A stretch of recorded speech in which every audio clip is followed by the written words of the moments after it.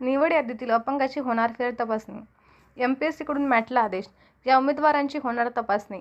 स्नेहल नोकुंडकर यांनी कोल्हापूर येथील medical authority कॉलेजमधून प्रमाणपत्र घेतले आहे. आदित्य अनिल बामणे आणि भोगटे मनोज मारुती यांनी RCMS शासकीय वैद्यकीय महाविद्यालय कोल्हापूर, मार्कड बाळू दिगंबर यांनी Nashik medical authority, Mhaske Shriram Kuberrao Yavatmal medical authority, Kokare Purushottam Dadasaheb यांनी पुणे मेडिकल ऑथॉरिटी, जाधव सचिन वसंत यांनी लातूर जिल्हा शासकीय रुग्णालय आणि भारत किसन गंगावणे यांनी ठाणे मेडिकल ऑथॉरिटी येथून दिव्यांग प्रमाणपत्र घेतले आहे.